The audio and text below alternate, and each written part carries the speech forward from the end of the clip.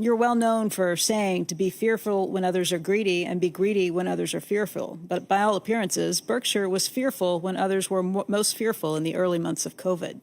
Dumping airline stocks at or near the low, not taking advantage of the fear gripping the market to buy shares of public companies at exceptional discounts, and being hesitant to buy back significant amounts of Berkshire stock at very attractive prices. Until both monetary and fiscal policy kicked in, well, you knew we had an incredible problem. And I am, just as Charlie is the chief culture officer, I'm the chief risk officer of Berkshire. That's my job. We hope we do well, but we want to be sure we don't do terribly.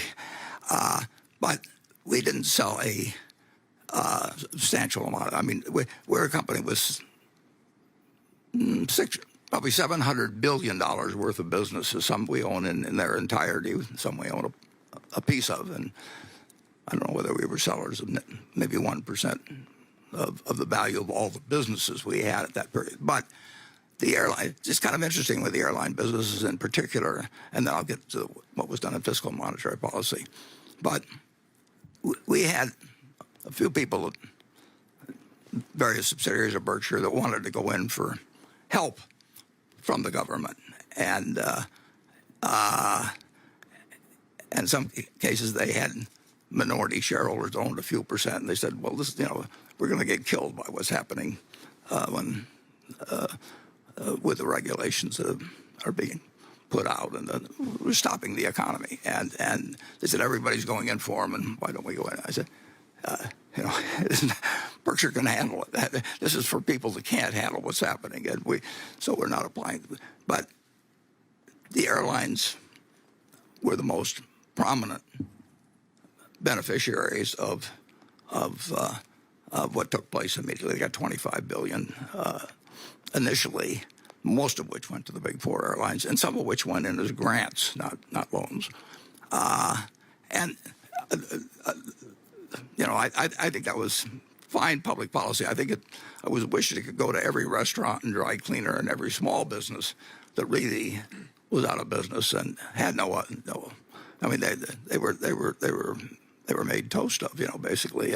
But the airlines, clearly, what happened was not their fault in any way, shape, or form. It wasn't like 2008 and 9 when people blamed the banks and hated to see them help. So it was.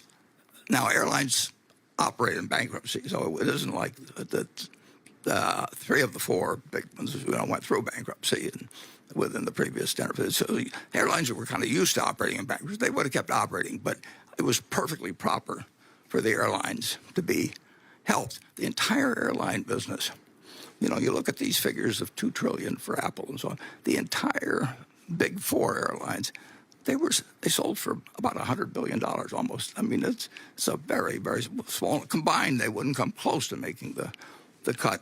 I mean, they wouldn't be in the top 50. So anyway, they went into the government. They needed government help, or they would go bankrupt, some of them, and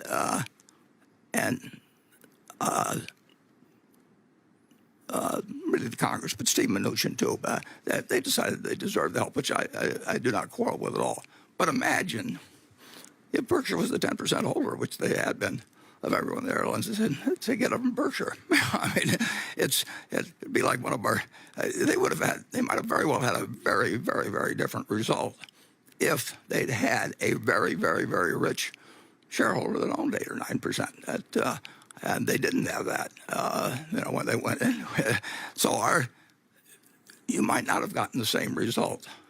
In fact, I would think you probably wouldn't. I mean, I can just see the headlines now. I mean, because you've seen the headlines on some companies that took $100 million or $2, and really didn't need it, and some of them gave it back, and most of them gave it back. But you're actually looking at probably at a different result than if we'd kept our stock. But in any event, an industry that was really selling for less than $100 billion lost significant amount of money. They lost prospective earning power. I mean, right now, international travel's not come back. But I would say overall, too, the economic recovery has gone far better than you could say with any assurance. So we didn't like having as much money as we had in banks at that time. So I cut back some of the bank investment. But basically, our net sales were about 1% or 1.5%.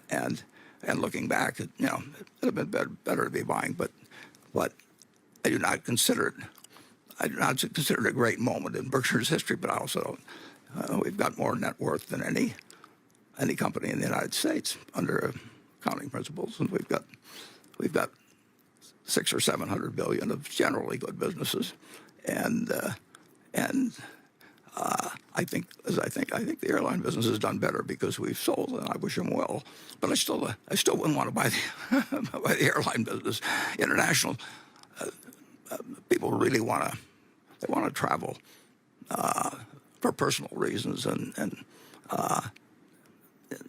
business travel is another thing. And we've got a big exposure to business travel, of course, through the fact that we own 19% of American Express, and we own Precision Cast Parts, which services the air business very dependent. So we've still got a big investment in air travel, a big commitment to it. But we wish the Big Four the best, and I think their managements have done a very good job during this period.